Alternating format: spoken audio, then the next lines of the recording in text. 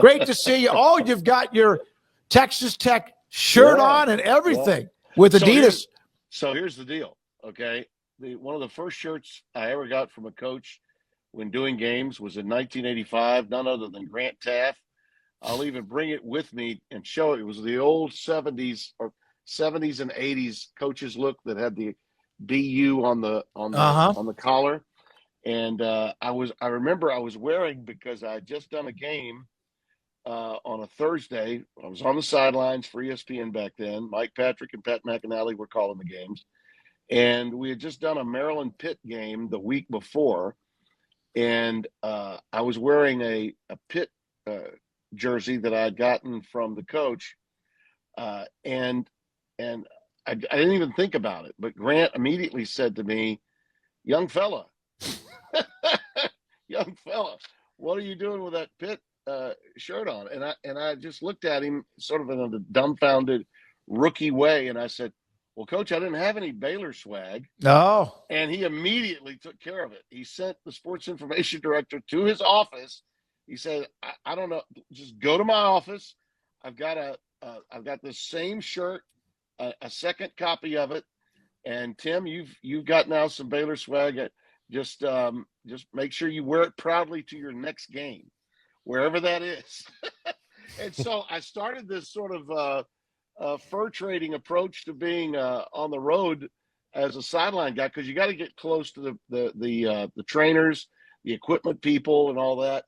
And so years later, I want to fast forward for just a second. Years later, I got this from a fellow broadcaster.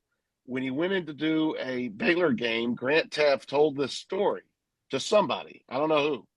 But word got around, and a fellow broadcaster at the time working at ESPN said to me, so this is forever going to be known as pulling a Brando.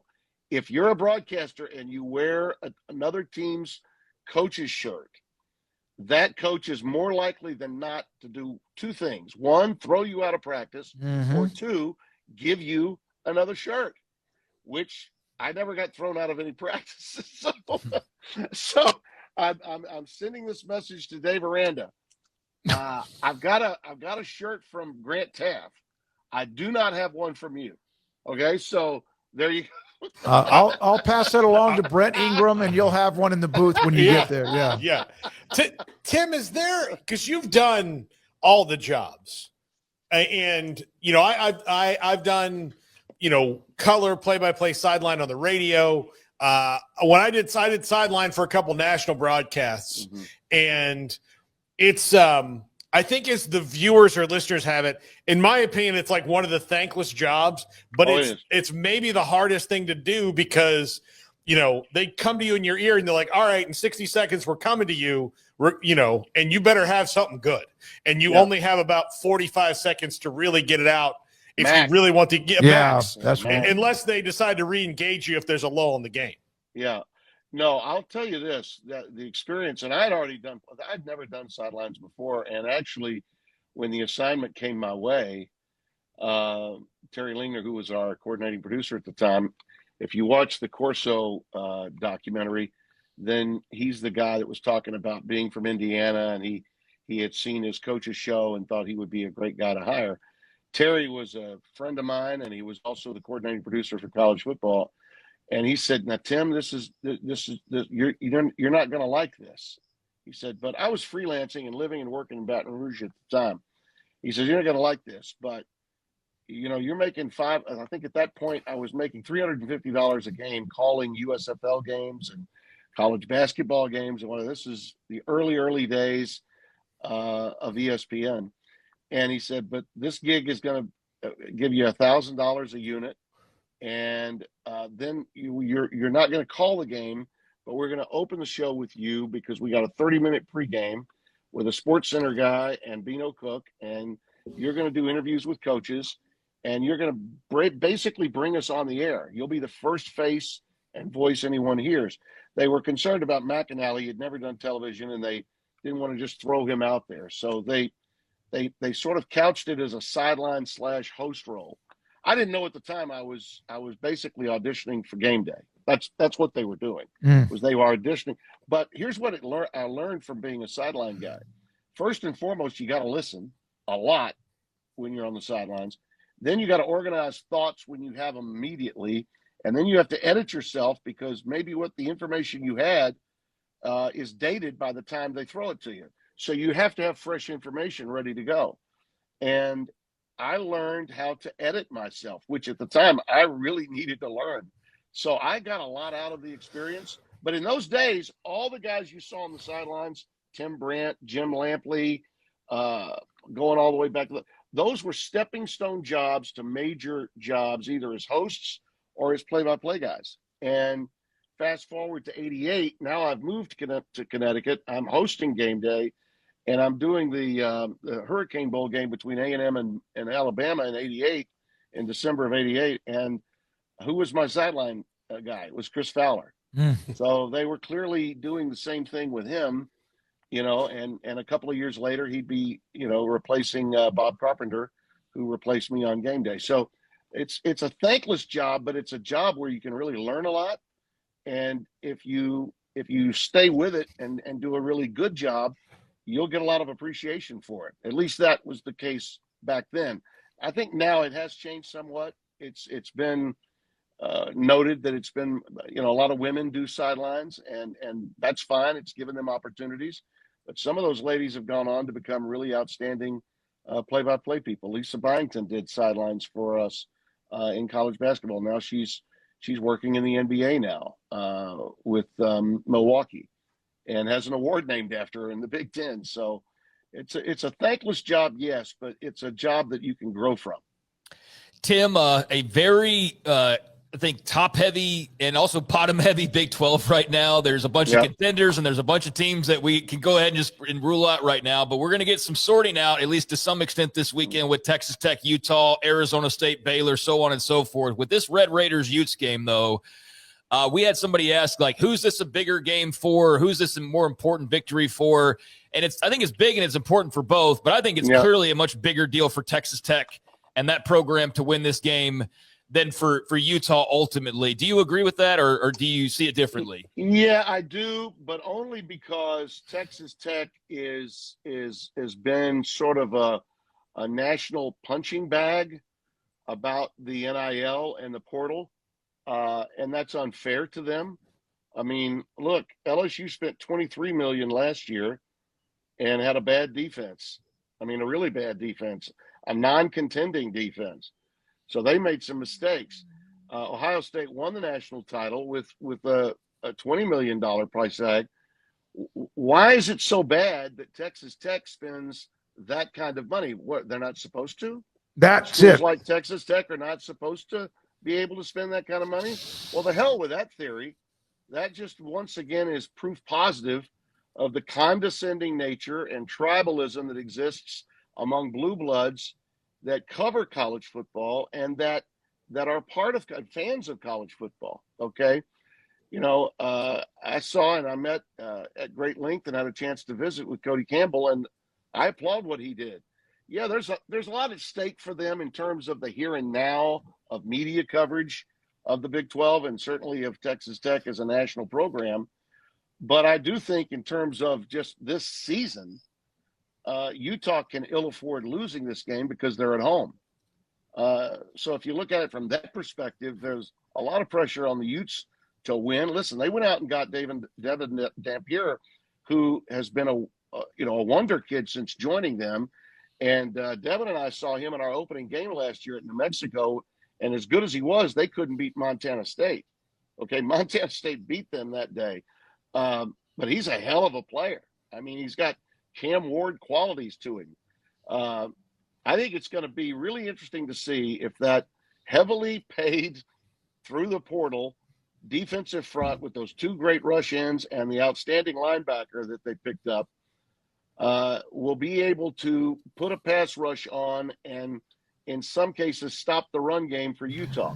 Utah's got arguably the best offensive line in the Big 12 and one of the best O-lines in the country. So that's going to be a really fun game to watch. But to answer your question, yeah, it probably does, at least in in the internet world and in the what have you done for me lately world probably means more to Tech. I know I came away from the game in Lubbock thinking Texas Tech is for real, absolutely for real. But for them to be taken that way everywhere else, they're going to need to beat Utah in a game that starts at 10 a.m. in the morning, Mountain Time or Pacific. Yeah, Mountain Time.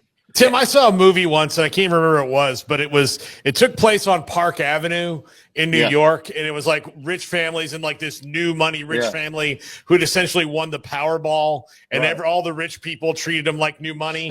That to me feels like how the Bluebloods treat Texas Tech. That they're the Beverly Hillbillies, and they've got like Cody Campbell's this oil billionaire, and they loaded up the truck and moved to Beverly, and that's how we're going to treat them. That you'll see the worm turn though as time goes by, and particularly if they can win this game against Utah.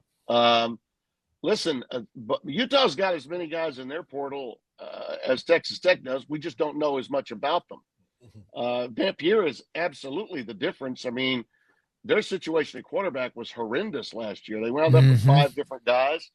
I had a back and forth that I'll not soon forget with Whittingham about Rising still being on the depth chart well into the season 2 years ago, not to mention last year.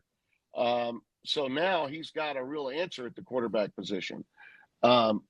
But he came back because he did not want to, this is what he expressed, he didn't want to go out on a bad note. Well, that would have been a horrible note to go out on. But Morgan Scalley, I don't know how much longer they're going to be able to hold on to him, or he'll pull a Jimbo Fisher and get the hell out, because Scalley is a guy whose name is going to be bandied about for other job openings. We already have 2 major job openings right now, 3 weeks into the season. So it'll be interesting to see if Whittingham says, okay, we had the kind of season we needed. Now I can step aside and let Morgan take over. That'll be another interesting sidebar story as the season prolongs. You have the game Saturday night. Arizona State was everybody's darling because they weren't picked high, and this year is going to be somebody else, perhaps. I don't know, but they had a great run and gave Texas everything they could handle in that playoff game. They have had something's missing. Is that Scatterboo or something else? Well, no, it's Scatterboo. No, it's definitely Scatterboo. Now, the kid from Army, Udo, is a really good back, powerful back, and got him a lot of yards last week. They've got 3 that they use, but you go back and look at the Mississippi State game, which to me is an aberration. All right, they should have won that game. They got cowbelled into oblivion early, and it can happen in Stark Vegas. Trust me, I've been there when it has. It can happen, and I don't need to tell you guys, Blake Shapen is a good player. And he's healthy, and he's making a difference at Mississippi State. I mean, without him, they don't win the Big 12 title in 21. So you know what I'm talking about when Blake's – I'm happy for the kid. He's a Shreveport boy, as you know, and Hal Sutton's nephew, and I'm really happy for Blake. But they're not as good as Arizona State. Arizona State let that game get away. But what they were doing were running Scatterboo plays at the goal line without Scatterboo, and they got stoned. And then what? They have a meltdown in their secondary, similar to what they had happen on that one play that got them knocked out by Quinn Ewers when they had made an unbelievable comeback with the help of Cam last year. They should have advanced last season in the playoff. They should have beaten Texas that day. They let them off the hook, and then the same thing happened here. I understand why Kenny Dillingham, who I love, by the way, I mean, he's right up there with Lanning, I think, and he worked for Lanning as his OC before taking the Arizona State job. Dillingham is the goods. He's a great young coach. But they had a breakdown in that secondary. The safety's got, I got him. And then he just lets him go right by. And you give up a 60-yarder. I know why he went for it there, but he did not plan on that happening with that kind of busted coverage for a 60-yard touchdown to basically end it for them. That was a mistake. But Arizona State, in my mind, is as much a contender as any of the undefeated teams, including Texas Tech, including Iowa State. They're as much of a contender for the Big 12 title and another spot in the CFP as they were before they lost that game to Mississippi State. I think that game was an aberration. I do. Tim, Dabo Sweeney kind of went off in the press conference this week. Do you think he's? I mean, like, this is the second time in 2 years he's kind of flown off the handle. And look, Clemson fans are spoiled. Alabama fans are spoiled. All of them are spoiled. They're all spoiled. Things are different now, but they're different for the coaches. Yeah. And they were national championship contenders, and now they got to win out to even think about that. Which they could, by the way. They could. What do you think of the status of the program?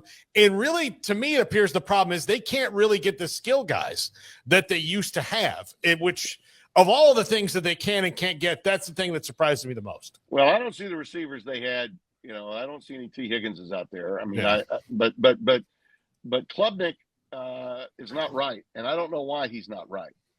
Cade Klubnik, in my mind, and I don't think I'm alone in saying this, okay? I came on your show before the start of the season. You saw where I had Clemson. I had him too. Mm-hmm. All right. Why did I have him there? Well, because I thought Cade Klubnik was ready to take off. And why wouldn't we think that after the way he played the last half of the year?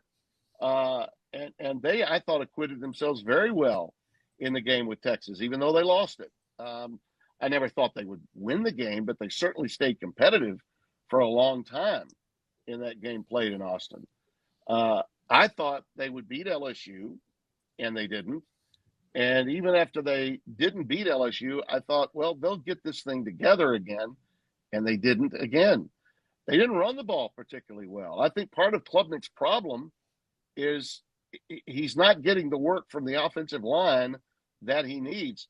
Similar concerns, by the way, are there in Baton Rouge too. Even with the win they got at Clemson, all the barking from Brian Kelly you heard about was because the O-line of LSU's has not been playing up to the level that we had all predicted for them. So it's a similar set of circumstances. The only difference is LSU's not lost a couple of times. Clemson has. But Klubnik, in my mind, isn't right. And whether it's the offensive line or it's the receivers just not getting separation, he's also been a little indifferent, giving up on plays, not going through reads. And when you do that, then you're not at all the same football team. But I will say this, again, we put way too much stock in week one. I think you can still put too much stock to some extent in games played week 2, week 3, when you've played quality competition, and Clemson's played more than their fair share of that, and they've paid a price as a result. So the difference is Florida State looks like world beaters now, and people have forgotten about Clemson before they should, okay? So same thing happened last year when Daniels at Kansas got hurt, and they lost all those close games. You lose a lot of close games, all of a sudden you get knocked out of it, and then you wonder if the team emotionally is still together. Maybe that was just his way of speaking to his players through the media. When I say Dabo going off like that, maybe that was his way of psychologically speaking to his players through the media, which I absolutely believe BK was doing in Baton Rouge after the game the other night. I do. How much stock are you putting into Arch Manning's early struggles? A lot. I think that these problems are real, and I think I'm wondering now to myself, did we anticipate that whatever the issues were physically for him, that they are maybe greater than we originally thought, because his mechanics haven't looked at all like what we know his mechanics can be. Put in the tape from him a year ago when he did come in, okay, or when he did start. Now, granted, he started against ULM, and that's not, that's not your typical start by any stretch. But if you look at him, just his pocket presence, his decision making on when to get out of the pocket and use his legs, he was much more authoritative than he is now. But again, all that said, I wasn't buying all the hype, even though I was part of the hype in the offseason. I thought it would be unfair what the expectations might be, but I still thought he was worthy of those expectations. This is a great quarterback group. I mean, a tremendous class of quarterbacks. what's ironic about it is two of the guys that we thought were at the very top of that class, Klubnik and Arch Manning, neither have performed well. And for that matter, Nussmeier, who has won games and made big plays to win those games, including late in the game with Clemson, he's struggled some of late too. And the word in Baton Rouge, and Kelly's talked a little bit about it, is he's not completely healthy. He's hurt but not injured. Injured in the sense that he wouldn't be able to play for set number of games. But he's got to work his way through it. And that must have been the case with Arch, and we really didn't know. But now Sark is sort of letting it out a little bit.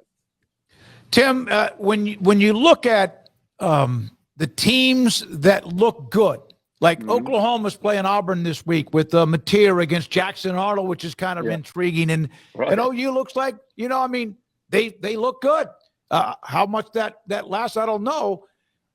Your thoughts about them and what Mateer's meant? Another quarterback going against his former team in this case.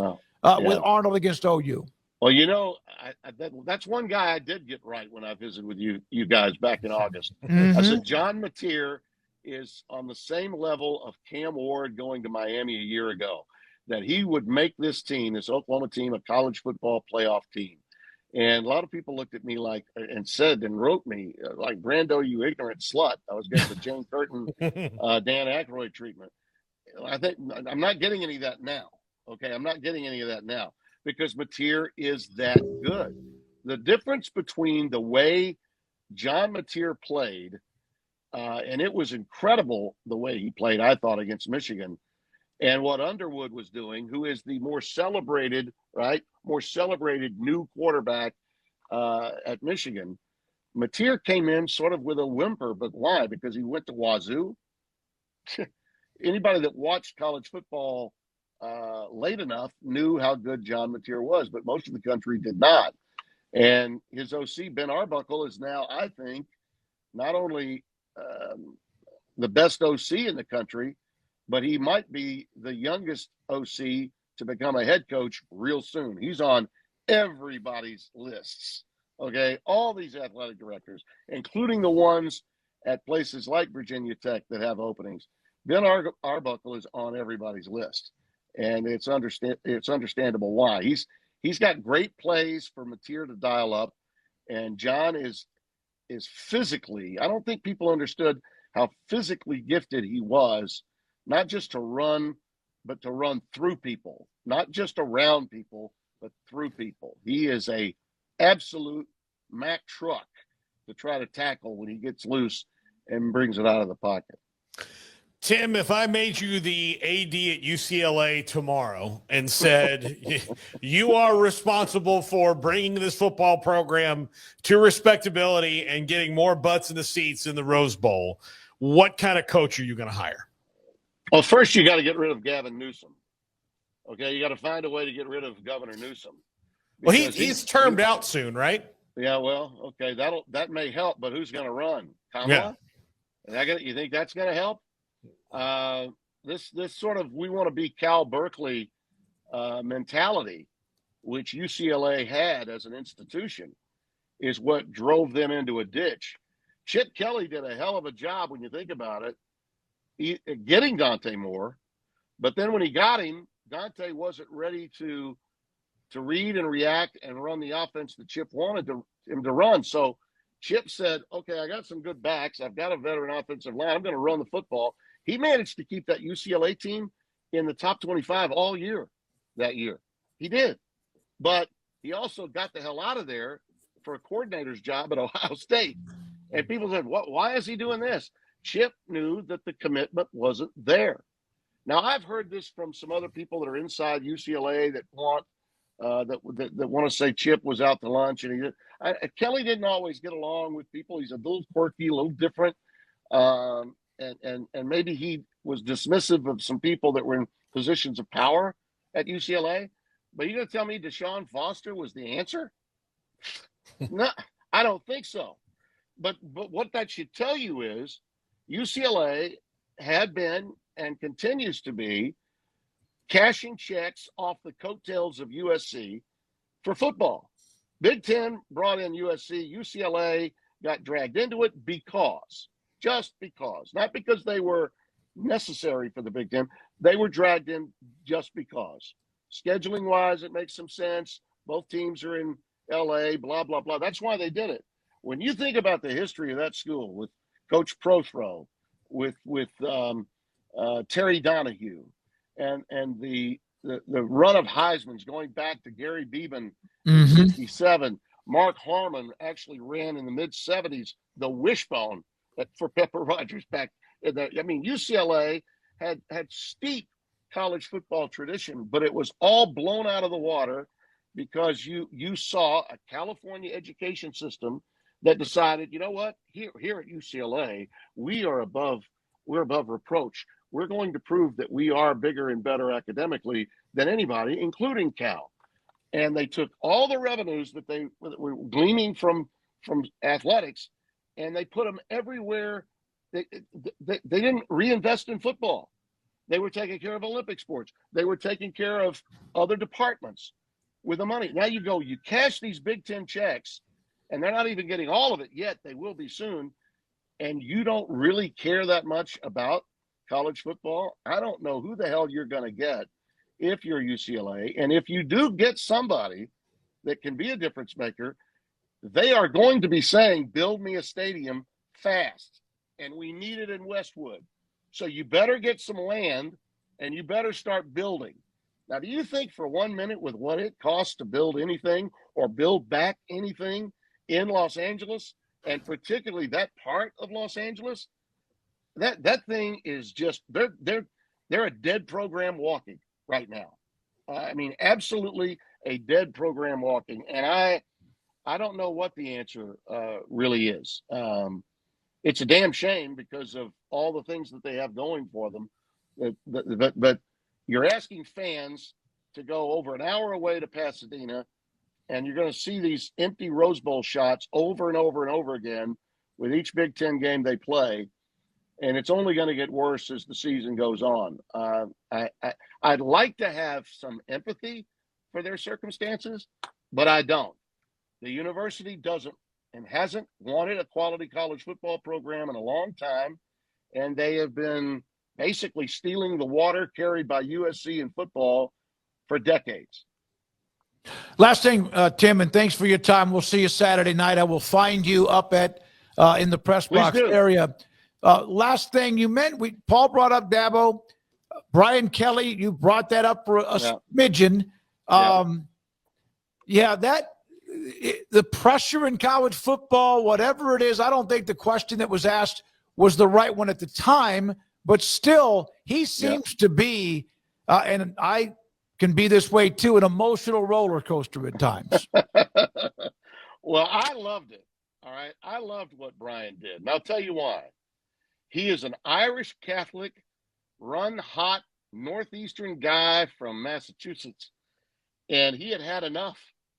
He had had enough. I lived and worked in Baton Rouge. I have a lot of friends down there, but I'm telling you, okay, the media down there, they are becoming sort of the southern version of Columbus, Ohio in Baton Rouge. Okay. And by that, I mean, they treat the program like it's an NFL franchise, not a college program. And in a lot of ways, NFL and college are kind of running together now because of the revenues we're talking about with the portal and NIL, and some of that I get. But some of the broadcasters down there, they got sports radio on nonstop on multiple stations, and just about everyone that's got a show is an LSU grad. And they like to believe that they are really strong, journalistic, and in their approach. But I'm here to tell you, they're waving pom-poms while they're going through their version of journalism. All right? They're coming after the coach just as a fan would come after the coach, and that's not the way to do it. That is not the way to do it.